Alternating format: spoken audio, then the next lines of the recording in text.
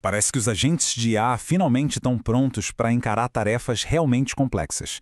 E o mais incrível é que a solução para isso é quase simples demais. Execução de código mais recursão. Essa é a análise técnica de um artigo do MIT sobre modelos de linguagem recursivos, ou RLMs, que basicamente oferece uma solução super poderosa para esse desafio. Ok, vamos mergulhar nisso. A gente vai passar por alguns pontos-chave. Primeiro, entender por que o tamanho do contexto não é o único vilão da história. Depois, por que as técnicas que a gente usava antes não dão conta do recado.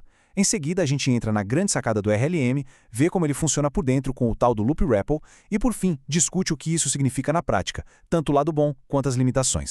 Então, para a gente começar, é preciso entender o problema principal que esse artigo ataca de frente. Muita gente foca no comprimento do contexto, sabe? Quantos tokens o modelo aguenta. Mas o ponto principal aqui é que isso é só metade da história quando a gente fala de tarefas que são de fato complexas. A grande questão que o artigo levanta é essa. O gargalo não é o volume de dados em si, como um contrato de 1 milhão de tokens ou um código-fonte gigante. O que pega mesmo o verdadeiro desafio é a complexidade que está dentro desses dados. E olha só, essa comparação deixa isso bem claro. Um contexto longo, mais simples, é tipo ler um romance, né? Você segue uma linha reta.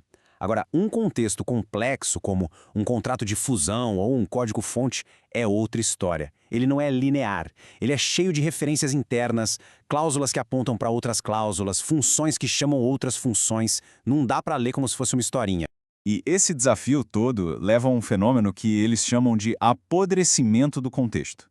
O que acontece é que o desempenho do modelo cai não só com mais contexto, mas com a combinação de muito contexto e alta complexidade. E o resultado é que o modelo começa a ter certeza da resposta errada. E isso, acaba com a confiança em qualquer agente de IA num piscar de olhos. Para navegar nessa confusão não linear, o modelo precisa de uma habilidade que a gente chama de raciocínio de múltiplos saltos. É basicamente a capacidade de pular de uma informação para outra, seguindo as pistas, as referências internas. E é exatamente aí que os LLMs puros e outras estruturas quebram. Depois de 2 ou 3 saltos, eles já se perdem. Beleza, então agora que a gente entendeu o problema, vamos ver por que as soluções que a gente tinha até agora, mesmo as mais modernas, não davam conta do recado para esse tipo de tarefa. O interessante aqui é ver o porquê de cada abordagem falhar.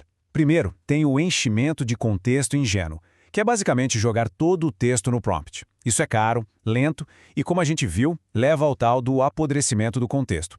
Depois vem a sumarização. A ideia é boa, mas ela sempre perde informação no processo, e o agente acaba se desviando do objetivo. E por fim o RAG, que está super em alta.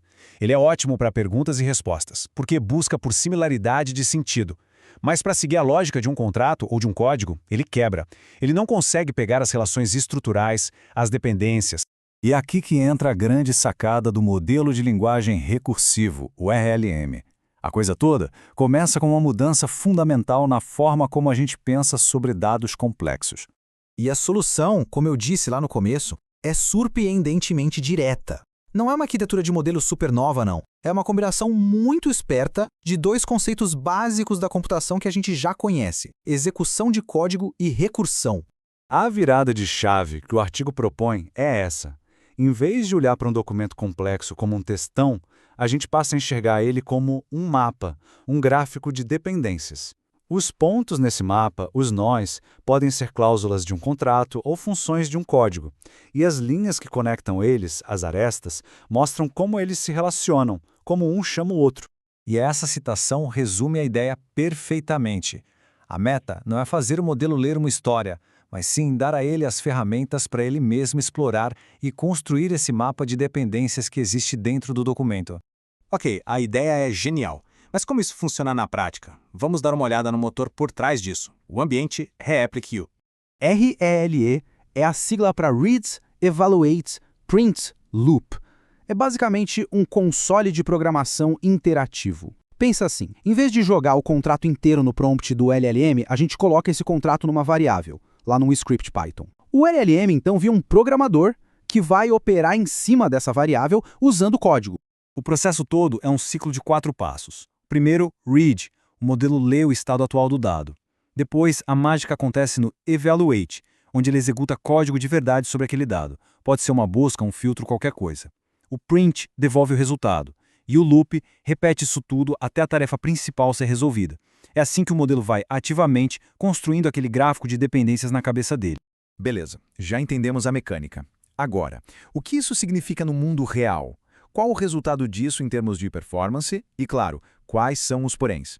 O que os pesquisadores viram foi que, na maioria dos testes em tarefas complexas, os RLMs não só entregaram um desempenho muito superior, como fizeram isso com um custo parecido ou até mais baixo que os outros métodos. Eles conseguiram raciocinar em contextos ordens de magnitude maiores que as janelas de contexto normais dos modelos e sem aquela queda de qualidade. Cara, o que isso abre de porta é um negócio absurdo. A gente está falando de destravar fronteiras completamente novas para IA em áreas como análise jurídica super complexa, revisão de políticas públicas e, talvez o mais legal de todos, a capacidade de sintetizar informações de milhares de documentos internos de uma empresa, uma tarefa que até ontem era impossível de automatizar direito. Mas calma lá, né? Não é uma bala de prata. É importante ter os pés no chão. Primeiro, isso exige modelos top de linha, como o GPT-4. Segundo, existe o risco do agente entrar num loop de recursão infinito e caro, então precisa ter umas travas de segurança. E também não é para tudo. Para tarefas simples, jogar tudo no prompt ainda é mais fácil e eficiente. E tudo isso deixa a gente com uma pergunta no ar, né? Se a capacidade de raciocinar não está mais amarrada ao tamanho do contexto, o que é que se torna possível agora? Essa mudança de paradigma de ver dados como gráficos em vez de texto linear abre um leque de possibilidades para agentes de IA explorarem níveis de complexidade que, até então, estavam totalmente fora do alcance.